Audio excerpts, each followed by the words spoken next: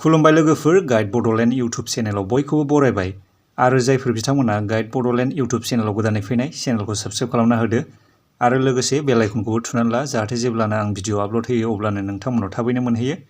लोगोफोर, दिनैनि भिडिअआ जागोन बिमा लक्ष्मीनि सायाव। हिन्दु धोरोमनि शिब पुराण शास्त्रनि बिजाबाव फोरमायनाय बादिब्ला मोदाय दावदायफोरखौ गुबुन गुबुन बाहागोआव राननायखौ जों नुनो मोननाय जायो। गावबागाव महर लायै महर बिथांमोननि गोहोआबो गुबुन गुबुन रोखोमनि। थिग बेबादिनो दिनैनि भिडिअआ जागोन बिमा लक्ष्मीनि सायावनो।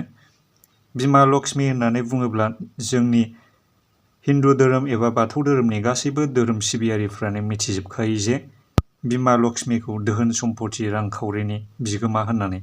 जायनि न'खराव बिमा लक्ष्मीया जायगा लायो बिनि न'खराव रांखावरि दोहोन सम्पतिनि खमि जानायखौ जों माब्लाबाबो नुनो मोननाय जाया। गोबां सुबुङानो गावबागाव खस्थ' खालामनायनि गेजेरजों गोबां रांखावरि सोरजियो, नाथाय बे रांखावरि सोरजिनाया माब्ला बबेजों गलाङो जों बेखौ माब्लाबाबो बुजिस'नो हाया।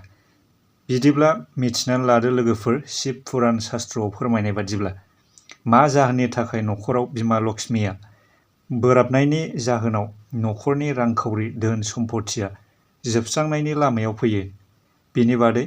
दे बिदिब्ला फैदो गुबै आयदायाव। बिमा लक्ष्मीखौ गोजोन होनोब्ला जों मा खालामनांगौ बेफोरनि बादै। गिबियावनो फैदो, न'खराव थुलुसि बिफां थानाया जोबोद गोनांथार लोगोफोर। थुलुसि बिफाङाव बिमा लक्ष्मीनि गुन थायो होननानै शिब पुराण शास्त्र बिजाबाव फोरमायनाय दङ। थुलुसि बिफाङाव आलारि बाथि आरो दै लुना होबाय थायोब्ला न'खराव गोजोन आरो सान्थि फैयो होननाबो फोरमायनाय दङ। शास्त्रआव फोरमायनाय बादिब्ला जुदि सोरबा मेगन गोसा सुबुङा नोंनि न'खराव सान्थि गैयै थासारि सोमजिहोनो नाजादोंब्ला बिखौ थुलुसि बिफाङा बोना लाजोबो होननानै शास्त्रआव फोरमायनाय दं। जुदि न'खरनि थुलुसि बिफाङा रानज्रिंनानै थैनो नागिरदोंब्ला न'खराव असान्थि फैगोननि थासारिखौ फोरमायनाय जायो। नैथियाव दङ, जुदि नोंथांनि न'खराव सोरबा सुबुं फैदोंब्ला बिथांखौ गोथार गोसोजों अनसायनांगौ।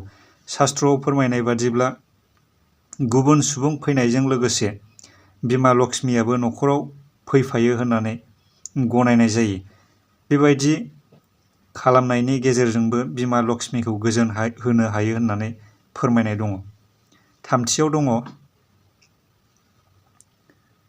दङ लोगोफोर, ओंखाम संग्रा न'आव थानाय दै लाग्रा आगजुआव मोनानि समाव माब्लाबाबो दै गैयै जासे लांदाङै दोननो नाङा आरो न'नि बाथरुम सिङाव थानाय बाल्थिंखौ दै गैयाजासे लांदाङै दोनोब्लाबो बिमा लक्ष्मीया बोराबो होननानै हिन्दु धोरोमनि शास्त्र बिजाबफोराव फोरमायनाय दं। जुदि दै गैयाजासे लांदाङै दोनोब्लाबो बाल्थिंखौ खुग्लुबनानैसो दोननांगौ होननानै शास्त्रआव फोरमायनाय दं लोगोफोर। ब्रैथियाव दङ, मन्दिराव फुजा हैनाय समाव माब्लाबाबो मन्दिरनि दरखंआव एबा मन्दिरनि लांगोनायाव सेन्देलखौ खुनानै दोननो नाङा। मानोना मन्दिराव गोबां रोखोमनि सुबुंफोरानो फुजा होनो फैयो। बे समाव गोबां सुबुङानो मोजां गाज्रि नोंनि सेन्देलखौ गाग्लिलांजोबगोन। बेबायदिनि गेजेरजोंबो बिमा लक्ष्मीया बोराबो। सेन्देल आरो साथाया हिन्दु धोरोमनि शास्त्रजों जोबोद सोमोन्दो गोनां।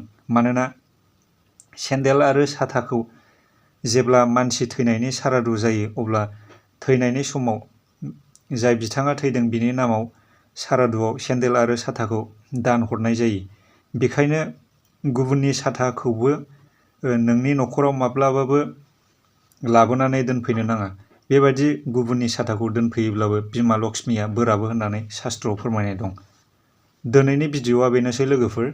ओमफ्राय जायफोर बिथांमोना चेनेलाव गोदानै फैनाय चेनेलखौ साबस्क्राइब खालामना होदो आरो लोगोसे बेल आइकनखौबो थुनानै ला जाहाथे जेब्लानो आं आपडेट होयो अब्लानो नोंथांमोनाव थाबैनो मोनहैयो। ओमफ्राय लोगोफोर, नोंथांमोननिसिम बयनिसिमबो गोजोननायखौ जासिहरबाय। गाइड बड'लेण्ड इउटुब चेनेला मनिटाइजेसन जाबाय लोगोफोर, नोंथांमोननि अनसायनाय आरो नोंथांमोननि अननायावनो।